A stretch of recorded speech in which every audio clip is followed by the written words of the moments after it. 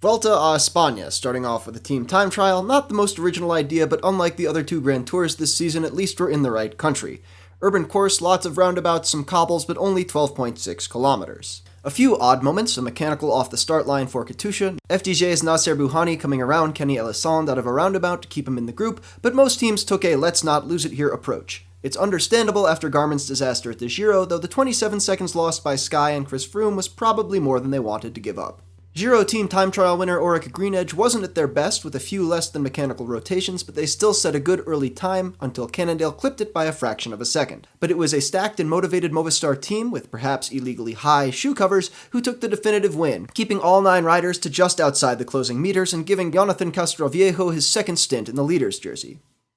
Of course, that distinction didn't absolve Castroviejo from doing his day job, meaning we get the very appropriate image of the red jersey hauling bottles on this flat and demonically hot day.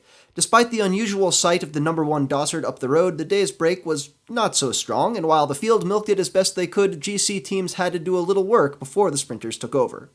This was a weird sprint. Let's follow FDJ's Geoffrey Soup. He's part of Bouhanni's lead-out train, but he loses the tail end of it around this bend in the final 2K, which is fine because most of the Giant Shimano train does too.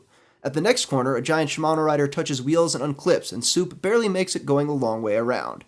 Still, he doesn't give up the chase, and right as Bouhanni seems to lose his last teammate, Soup finds the front, coming around to take Bouhanni inside 200 meters, and despite a late charge from an out-of-place John Degenkolb, it's a big salute from Soup and an easy win for Bouhanni. Stage 3, Castroviejo's teammate Alejandro Valverde is the new leader, and it starts on an aircraft carrier, so you know what that means. Good morning, gentlemen. The temperature is 110 degrees. Holy shit, it's Viper! Top Gun jokes. But also, it was still pretty hot. Orica Greenedge did a lot of work because there's a steep uphill finish, and Michael Matthews, call sign Bling, likes that sort of thing.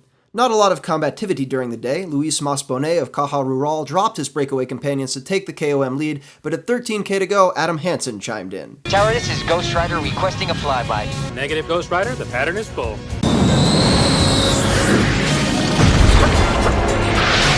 Still, Hansen was brought back 5k later, and Katusha led the climb into the final kilometer until Gianpaolo Caruso was like, I'm gonna break high and right and see if he's really alone. The move brought out Garmin's Dan Martin, who looked good as he caught Caruso, but also had someone on his tail, locked in on the drops. Damn, this gets good. At 100 meters to go, Matthews made the move. Still close for missiles, Ghost. I'm switching to guns. And despite Martin's evasive action around a dropped thunderstick, the OGE rider took the stage and the GC lead. Not a lot of gimmies for sprinters if you weren't following the theme, and also stinking hot once again. Jumping to 30k to go, it's Sky turning screws up front. If you're looking for signs that a sprinter isn't going to get dropped, Degenkolb's position here is a pretty good one. As Movistar took over tempo, Omega Pharma's Tom Bonin and points leader Bouhanni lost touch. Lampre's Wiener, yes, that is my real name, and Acona hit out at 27k to go, but things got really hot when his escape was joined by Valverde. Sending a GC rider up the road is an interesting way to ensure your team doesn't have to work, but it also sort of wastes the effort by ensuring a catch, accomplished by Giant Shimano and Katusha some 18k later. From there, it was almost all OGE, until... Tower, this is Ghost Rider requesting a flyby. Adam Hansen. Giant Shimano chased him down, and while they ran out of lead-out riders in the process, Degenkolb was far and away the fastest of the remaining bunch. Stage 5, and cheers to Lotto's Pim Lichtart, taking one for the peloton with a long break on yet another infernal day. Chris Froome caused a stir, bizarrely striking out for 2 bonus seconds at 57k, which I'm sure we'll all think is brilliant 2 weeks from now when he wins the race by 1 second. At times, the pack was bunched enough to almost track stand, but Tinkoff Saxo sniffed out some crosswinds at 38k to go and guttered the field, forcing splits into the day's only climb that would gap Garmin's Andrew Talansky and Ryder Hessedal along with Trek's Julian Arredondo. The increase in tempo would rob Lichtart of any mountain points, but he still looked less foolish than Masbonet, who got his wheels blown off on this meager Cat 3 while wearing, and somehow holding onto, the KOM kit. An uphill finish had BMC driving Philippe Gilbert into the finale, but John Degenkolb was past the former world champ almost as soon as his last lead-out man pulled off. Bouhanni had the Giant Shimano rider's wheel but pulled up to protest.